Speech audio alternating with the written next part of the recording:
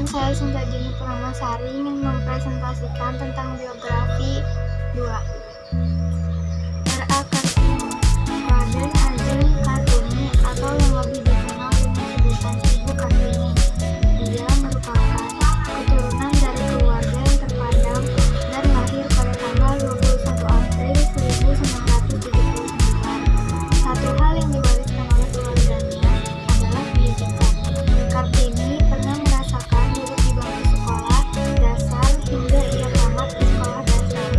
Karakternya yang haus akan ilmu pengetahuan membuatnya untuk terus melanjutkan ke jenjang pendidikan yang lebih tinggi. Namun, ayahnya tidak memberikan izin kepada Kartini untuk dapat melanjutkan pendidikannya. Mengetahui sikap ayahnya, Kartini sangat sedih. Namun, dia tidak bisa mengubah keputusan ayahnya. Kartini tidak boleh lagi keluar rumah sampai waktunya dia menikah atau istilahnya dipingit.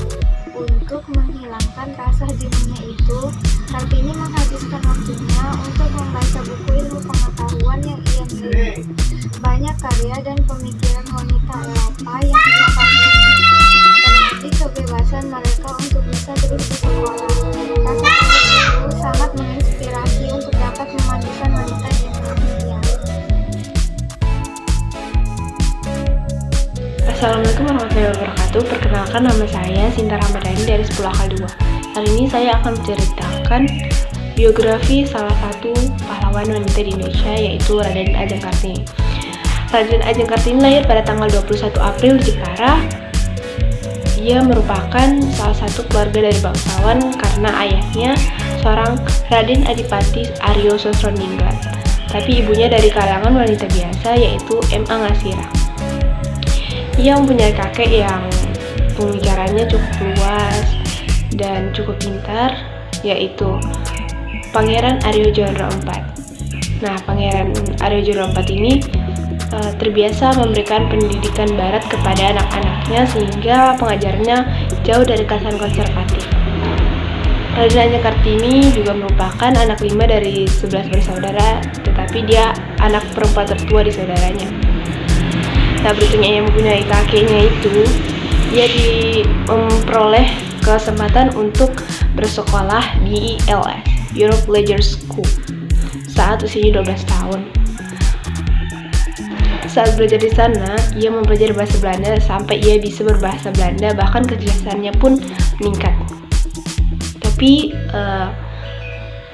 niatnya untuk sekolah harus terhenti pada saat usianya 15 tahun karena waktu itu dia dipingit dan ia harus ditinggal di rumah seperti wanita lainnya saat dipingit. Nah, beruntungnya ia mempunyai seorang sahabat dari negara Belanda, Roos Abendanon, yang bisa diajak bertukar pikiran selama ia dipingit melalui surat kabar. Nah, selama ia dipingit itu ia mempelajari pola pikir wanita Eropa di buku, majalah, koran, dan lain-lain. Dari apa yang dipelajarinya, Raden Ajeng Kartini memperoleh bahwa kehidupan wanita di Eropa dengan wanita Indonesia itu sangat berbeda, sehingga Raden Ajeng Kartini mempunyai niat untuk memajukan pendidikan wanita di Indonesia pada waktu itu. Nah, lalu Raden Ajeng Kartini menikah pada umur 24 tahun dengan KRM Adipati Aryo Jojodiningrat pada tanggal 12 November 1903. Beruntungnya yang mempunyai suaminya karena suaminya mengerti jalan pikir Raden Ajeng Kartini dan mendukung Kartini untuk membangun sekolah pendidikan bagi para wanita di Indonesia.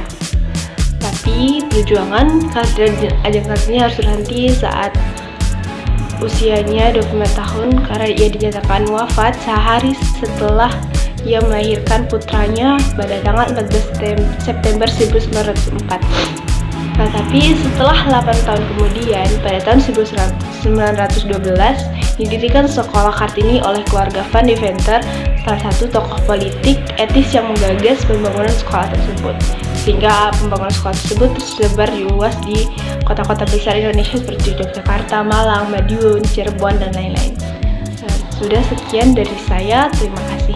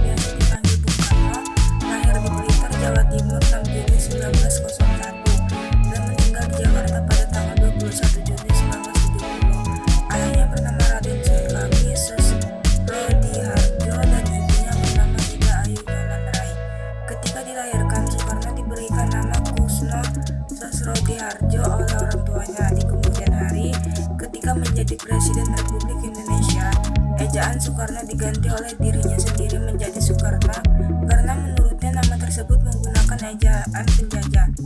Masa kecil Soekarno hanya beberapa tahun hidup bersama orang tuanya di Blitar.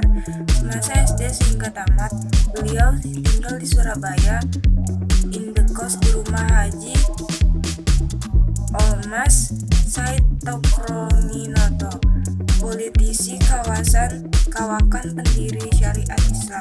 Setelah melalui perjuangan yang cukup panjang, Bung Karno dan Bung Hatta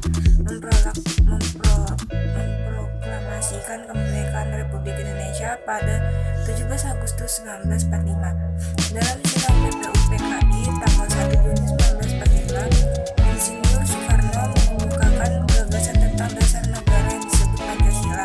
Tanggal 17 Agustus 1945, Insinyur Soekarno dan Drs. Muhammad Hatta Perkenalkan, nama saya Yunisyar Pelarenuga. Saya dari kelas Akal 2. Saya akan membacakan biografi Muhammad Soeharto.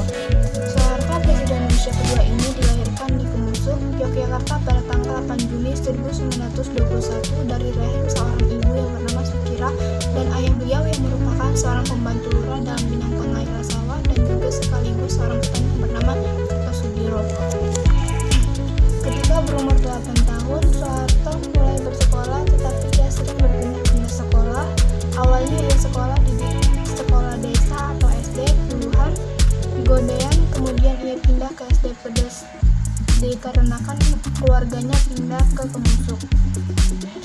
Setelah itu kemudian ayahnya Kertosudiro memindahkan Soeharto ke Waryantora. Beliau kemudian dititipkan tinggal bersama Prawiro Harjo, seorang mantri tani yang menikah dengan adik perempuan Soeharto.